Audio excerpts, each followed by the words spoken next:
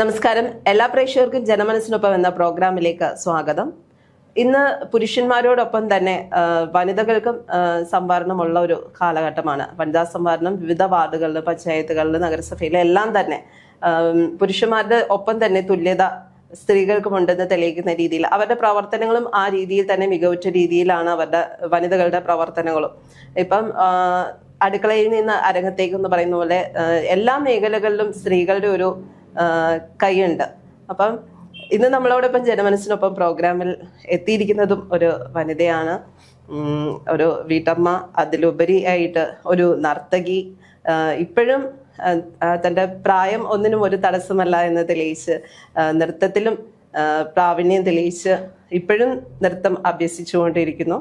അതുപോലെ തന്നെ വെങ്ങോല സർവീസ് എന്ന ബാങ്കിൽ വികസനത്തിലേക്ക് എത്തിക്കുവാൻ വേണ്ടി ഒരുപാട് പ്രയത്നിച്ച ആളാണ്. വെങ്ങോല പഞ്ചായത്ത് 12ാം വാർഡിൽ LDF സ്ഥാനാർത്ഥിയായിട്ട് മത്സരിക്കുന്ന സിന്ധു കുമാറാണ് ഇന്ന് നമ്മളോടൊപ്പം ചിലവഴിക്കാൻ വേണ്ടി എത്തിയിരിക്കുന്നത്. സിന്ധു ചേച്ചി, ജനമനസ്സിനൊപ്പം എന്ന പ്രോഗ്രാമിലേക്ക് സ്വാഗതം. എനിക്ക് ഒരുപാട് സന്തോഷം തോന്നുന്നു, കാരണം എൻ്റെ നാട്ടുകാരിയാണ്, എൻ്റെ വാർഡിലാണ് ചേച്ചി മത്സരിക്കുന്നത്. ചെറുപ്പം മുതലേ എനിക്ക് അറിയാവുന്നതാണ് സിന്ധു ചേച്ചി. അപ്പം പിന്നെ വെങ്ങോല സർവീസ് സഹകരണ ബാങ്കിനെ ആ ഒരു വികസന മേഖലയിലേക്ക് കൊണ്ടുവരാൻ വേണ്ടിയിട്ട് ചേച്ചി ഒരുപാട് പ്രയത്നിച്ച ആളാണ്. ഒരു 25 വർഷത്തോളം എനിക്ക് തോന്നുന്നു ചേച്ചി ആ ഒരു ബാങ്കിൽ അവിടെ നമ്മുടെ നാട്ടിലെ തന്നെ സാധാരണക്കാരായ ആളുകൾക്ക് വേണ്ടിയിട്ട് ഒരുപാട് കാര്യങ്ങളൊക്കെ ചേച്ചി ചെയ്തു കൊടുത്തിട്ടുണ്ട്. അപ്പം ഈ ഒരു അതിൽ നിന്നെല്ലാം വിട്ട് പിന്നെ നൃത്തത്തിലേക്ക് കുറേ ഏറെ ശ്രദ്ധ കൊടുത്തു.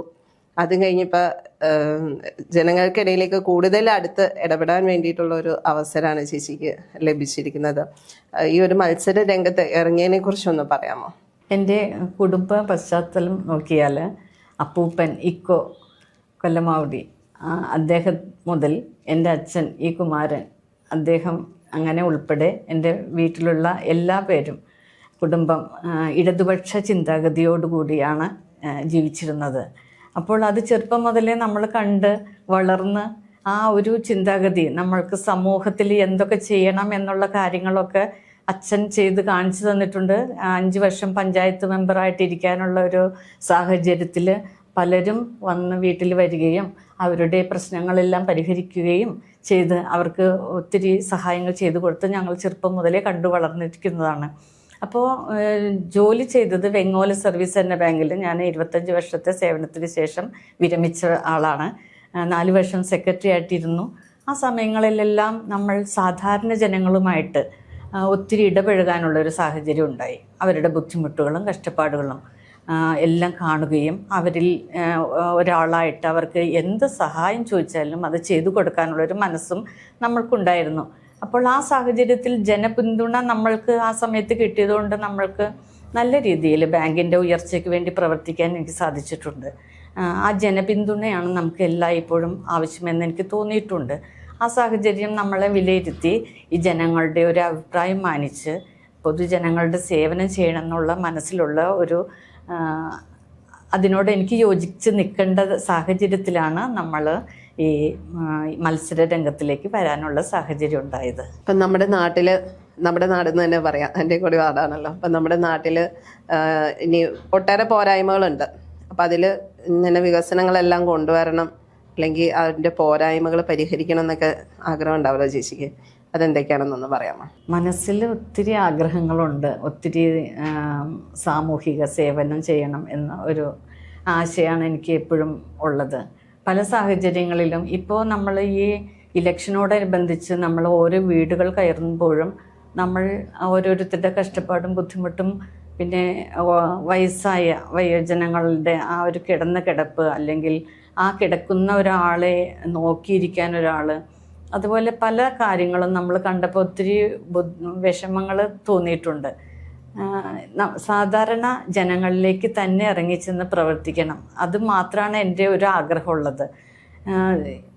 ജനങ്ങളിൽ നമ്മൾ എത്ര സഹായം ചെയ്താലും ഇന്നത്തെ സാഹചര്യത്തിൽ അവർക്കത് അത്ര സന്തോഷമുള്ള അവരുടെ സന്തോഷം, അതാണ് നമുക്ക് ആവശ്യം. മെയിനായിട്ടും നമ്മൾക്കുള്ളത് വഴി, നല്ല നല്ല റോഡുകൾ, ഓരോ സ്ഥലങ്ങളിലൊക്കെ നമ്മൾ ബുദ്ധിമുട്ടില്ലാത്ത റോഡ് വികസനം, പിന്നെ സ്ട്രീറ്റ് ലൈറ്റ്, അതേപോലെ തന്നെ കൃഷിയുമായിട്ട് ബന്ധപ്പെട്ട് കാർഷിക മേഖലയാണ് നമ്മുടെ വെങ്ങോല എന്ന് പറയുന്ന ഒരു കാർഷികമായിട്ടുള്ള നല്ല സമ്പത്തുള്ള ഒരു സ്ഥലമാകുന്നു. അപ്പോൾ അതിനോടനുബന്ധിച്ച് എന്തൊക്കെ സഹായങ്ങൾ അവർക്ക് വേണ്ടി ചെയ്യാൻ സാധിക്കുന്നോ അതൊക്കെ ചെയ്യണം എന്നാണ് എൻ്റെ മനസ്സിലെ ആഗ്രഹം. അതേപോലെ ഒരു കുടിവെള്ള ക്ഷാമം നമ്മൾക്ക് മെയിനായിട്ടും നമ്മളുടെ വീടിൻ്റെ അടുത്തുകൂടി ഒരു കനാല് പോകുന്നുണ്ട്. എല്ലാ പ്രാവശ്യവും ആ കനാല് വരുന്ന പൈപ്പ് ലൈൻ മിക്കവാറും അത് പൊട്ടി ലീക്കായി കുടിവെള്ള ക്ഷാമം അനുഭവിക്കാറുണ്ട്.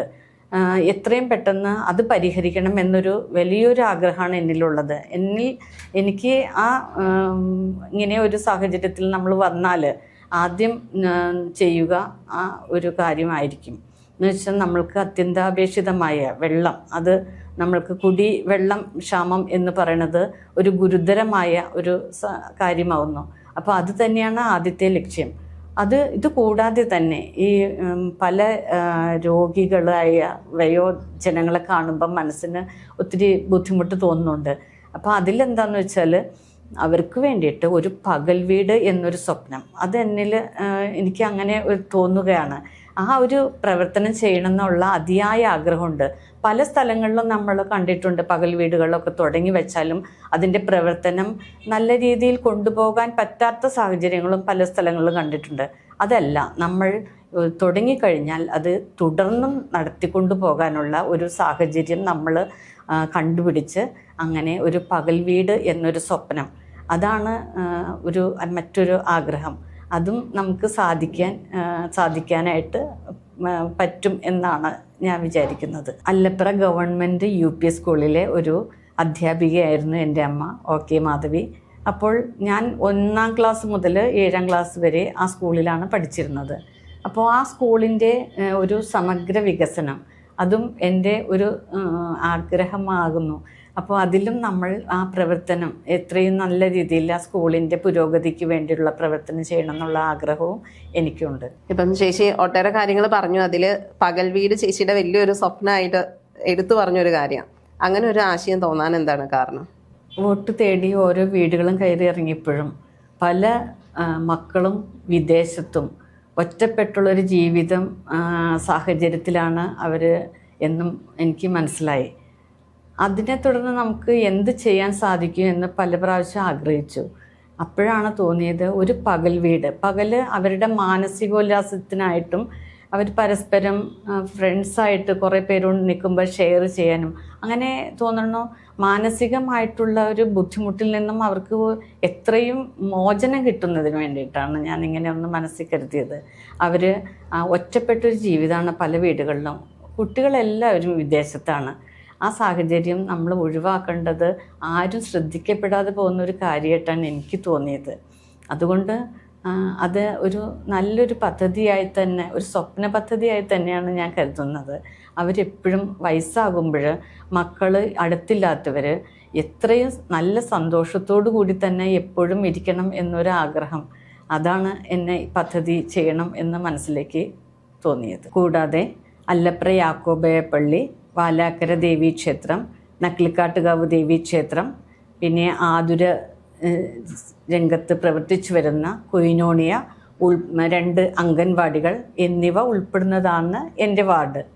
അതിൽ എന്ത് സഹായങ്ങൾ വേണമെങ്കിലും എനിക്ക് ചെയ്തു തരാൻ സാധിക്കും എന്ന ഉറപ്പ് മാത്രമാണ് എനിക്ക് നിങ്ങൾക്ക് വേണ്ടി നൽകാനുള്ളത്. നമ്മുടെ നാടിൻ്റെ അഭിമാനമായ അശ്വതി കൃഷ്ണന് മറൈൻ ബയോളജിയിൽ PH ലഭിക്കുകയുണ്ടായി.